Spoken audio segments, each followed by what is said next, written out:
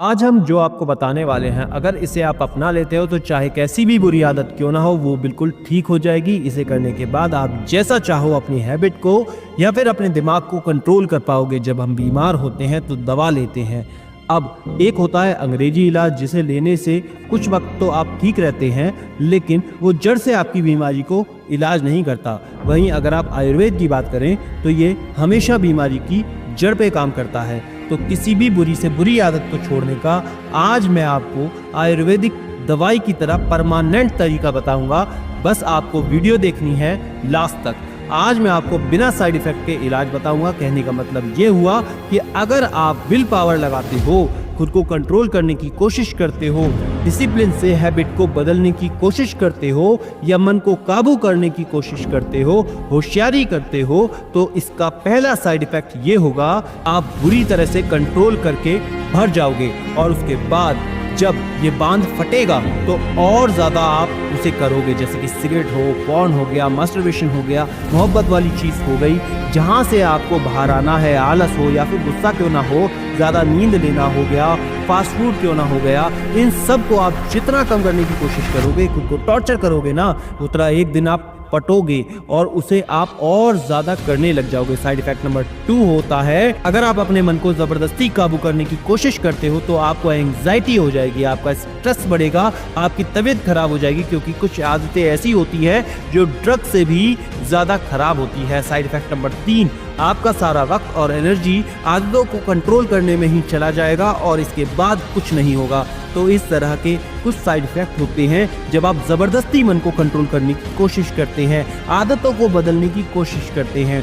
देखो, बहुत बार हम क्या करते हैं कि हम ये सोचते हैं कि अब से मैं फ़ोन कम चलाऊंगा, फ़ोन कम देखूंगा, कोई गलत काम नहीं करूंगा, लेकिन बहुत सारी चीज़ें ऐसी होती हैं जो आपके सामने आ ही जाती हैं और आप फिर से उस तरफ अट्रैक्ट हो जाते हो। और ऐसा इसलिए होता है क्योंकि आपका जो मन है वो आपको कन्विंस करने में लग जाता है और आपका जो दिमाग है वो आपको कन्विंस कर ही लेता है। कन्विंस का मतलब ये होता है कि वो कुछ ना कुछ फैक्ट बोल करके आपको मना ही लेता है। आप सोचने लग जाते हो कि बात तो सही है। जैसे अगर आप डाइटिंग पर हो और आपके सामने खाना आ जाए या फिर आपके फ्रेंड्स सब लोग अच्छा खाना खा रहे हैं, तो आपका ब्रेन जो है वो आपको कुछ ना कुछ कन्विंस करके कह ही देगा कि आपको भी वो चीज़ कर ही लेनी चाहिए, खा लेना चाहिए। ऐसे में आप उस काम को कर ही लेते हैं। तो यहाँ पर आपकी जो विल पावर है वो काम नहीं करती है। हम इंसान अपने आप को मना ही लेते हैं कुछ ना कुछ लॉजिकल बातें बोल करके। सभी को ये बात पता है कि करेला हेल्थ के लिए अच्छा होता है, लेकिन क्योंकि करेला जो है कड़वा होता है तो उसे ना खाकर हम बाहर के फास्ट फूड खाना ज़्यादा पसंद करते हैं। हम ये बात जानते हैं कि रनिंग करना अच्छा होता है, लेकिन हम रनिंग ना करके आराम करना ज़्यादा पसंद करते हैं। ऐसा इसलिए होता है क्योंकि हमारा दिमाग है वो कहीं ना कहीं हमें कन्विंस कर ही लेता है कि ठीक है, हमें ये कर ही लेना चाहिए। लेकिन अब इन सब में सवाल ये आ रहा है कि दिक्कत आखिर हो कहाँ रही है, हमारी विल पावर आखिर फेल क्यों होती है। तो मेरे दोस्त, हमारा जो ब्रेन है ना वो 2 तरह से काम करता है। एक होता है थिंकिंग ब्रेन और दूसरा होता है फीलिंग ब्रेन। सबसे पहले बात करते हैं थिंकिंग ब्रेन की। तो इनके नाम से ही पता चलता है कि इसका जो काम है वो है सोचना। एग्जाम्पल के लिए, अगर आप कोई वीडियो देखते हो और उसे देखते आपके मन में ये ख्याल आने लगता है कि वीडियो अच्छा है, इसका कंटेंट अच्छा है, रिकॉर्डिंग अच्छी है, उस वीडियो को देख करके आपकी जो अंडरस्टैंडिंग है वो बिल्ड हो रही है। आपके मन में ये आ रहा है कि अब से मैं मेहनत करूंगा, प्लानिंग करूंगा, स्ट्रेटेजी बनाऊंगा, वर्कआउट करूंगा, ये करूंगा, वो करूंगा, और ये सब हो रहा है आपके थिंकिंग ब्रेन से हो रहा है, जहां आप ये सारा जोड़, गुणा, भाग सब कुछ कर रहे हो, हिसाब लगाते हो, लॉजिकल तरीके से सोचते हो। ये सब काम आपके थिंकिंग ब्रेन में ही होता है, जिसे आप लॉजिकल ब्रेन भी कह सकते हैं, जिसे इमोशन समझ ही नहीं आते, इसे सिर्फ गणित, हिसाब किताब ये समझ आता है। लेकिन इतना सब काम आने के बाद में भी ये जो थिंकिंग ब्रेन होता है ना, ये फीलिंग ब्रेन के सामने इसकी नहीं चलती। अब क्यों नहीं चलती है इसके बारे में आगे बात करते हैं। दूसरा होता है जो फीलिंग ब्रेन। ये ब्रेन सिर्फ इमोशंस को समझता है, जैसे डर हो गया, प्यार हो गया, काइंडनेस हो गया, अट्रैक्शन, गुस्सा, लालच, कोई भी फीलिंग क्यों ना हो, वो सारे काम फीलिंग ब्रेन से ही होते हैं। इसका आपके कमिटमेंट से कोई लेना देना नहीं होता। आपने क्या सोच रखा है, आपको क्या नुकसान होगा, आपने अपनी जिंदगी में क्या सोच रखा है, आपको क्या करना है, क्या बनना है, इन सभी बातों से इसको कोई मतलब नहीं होता। आप इसे कितना ही कंट्रोल करने की कोशिश क्यों ना कर लो, इसे कोई मतलब नहीं होता। ये आपसे वो करवा ही लेता है, कैसे भी करके जो है वो आपको कन्विंस कर ही लेता है और आपसे वो काम करवा ही लेगा। फीलिंग वाला ब्रेन है ये। और अब हम बात करते हैं इस फीलिंग ब्रेन को कैसे कंट्रोल करना है।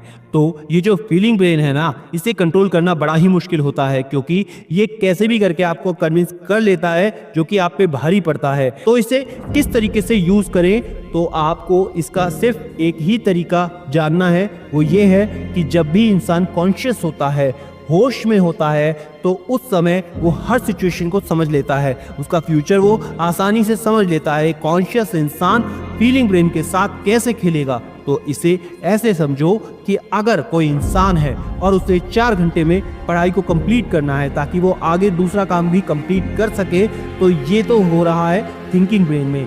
फीलिंग्स क्या कह रही हैं, चलो आज नेटफ्लिक्स देख लेते हैं, कोई वेब सीरीज देख लेते हैं, उसे देख लेते हैं, एक एपिसोड देखने के बाद पढ़ाई कर लूंगा ना। तो ये जो फीलिंग्स है ना, ये भारी पड़ जाती है, जो आपको आसानी से भटका देती हैं, जिसकी वजह से ये जो विल पावर है ना, ये भी काम नहीं कर पाती है। इसके सामने आपका डिसिप्लिन भी नहीं टिक पाता है। ये सिर्फ आपके साथ ही नहीं, कई लोगों के साथ होता है, क्योंकि हमारी ये जो फीलिंग्स है इतनी ज़्यादा भारी पड़ती हैं, कोई भी चीज़ इसके सामने नहीं टिक पाती। तो ऐसे में अब क्या करना है, तो ऐसी कंडीशन में आप अपनी फीलिंग्स को तभी दबा सकते हैं, उसे तभी मार सकते हैं जब आपके पास इनसे भारी फीलिंग्स हो। आप अपनी इस फीलिंग को सिर्फ और सिर्फ फीलिंग के थ्रू ही मार सकते हैं। फीलिंग ही फीलिंग को काटती है।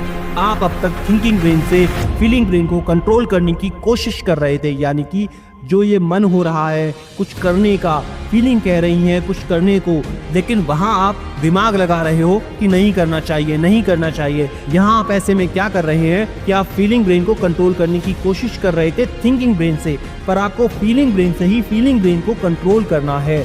अगर उस रात आपको 4 घंटे पढ़ना है, कुछ सोचा हुआ है जो पूरा करना है, तो एक तो नहीं पढ़ने का मन है, ये एक फीलिंग है, और दूसरा है सोने का मन, तीसरा है एंजॉय करने का मन, नेटफ्लिक्स देखने का मन।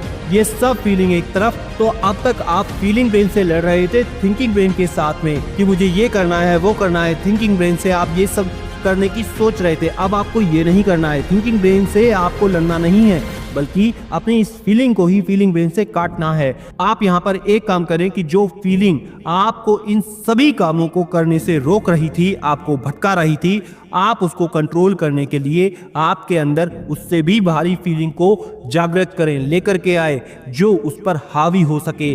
उसे रात पढ़ने से रोकने वाली जितनी भी फीलिंग्स थी, उन सभी बड़ी फीलिंग्स पे आपकी ये फीलिंग हावी होनी चाहिए कि जब मैं 5 घंटे पढ़ करके ये कंप्लीट कर दूंगा, तो मेरे लिए इम्पॉर्टेंट ये है कि मुझे कैसे भी अपने टारगेट को कंप्लीट करना है, क्योंकि मुझे यहाँ जाना है, वहाँ तक पहुँचने के लिए ये करना ज़रूरी है।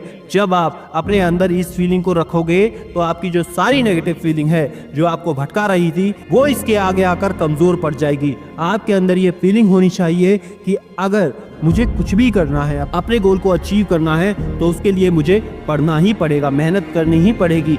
जब तक आपके अंदर ये फीलिंग नहीं आएगी, तब तक आप कुछ भी अचीव नहीं कर पाओगे। बहुत ही सिंपल सी बात है दोस्त, आपके दिमाग में ये क्लियर होना चाहिए कि अगर मुझे जो चाहिए, मुझे जो अचीव करना है, तो उसके लिए जी तोड़ मेहनत करनी ही पड़ेगी। अपने अंदर आने वाले डिस्ट्रैक्शन को वहीं पर स्टॉप करके अपने काम पर फोकस करना ही होगा, तभी जाकर हम उस काम को अच्छे से कर पाएंगे। जब आपके अंदर डिस्ट्रैक्शन खत्म हो जाएगी, आप अपने काम के प्रति पूरी तरीके से फोकस करने लगेंगे, आपका जो काम है, आपका जो टारगेट तक पहुंचना बहुत ही ज़्यादा आसान हो जाएगा। तब आपको कोई भी फीलिंग भटका नहीं सकती, और ये तब होगा जब आपकी जो फीलिंग है वो अंदर से स्ट्रांग होगी कि हाँ मुझे कुछ करना है।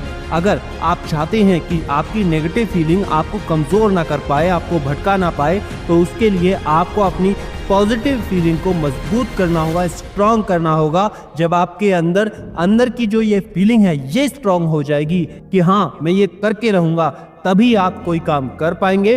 तो इस बात को अपने अंदर रखें और फिर देखना रिजल्ट। और याद रखना, मैं हूँ सिद्धांत शर्मा, कोई है या नहीं, मैं हमेशा आपके साथ हूँ। Be happy and stay motivated with सिडीमेनिया।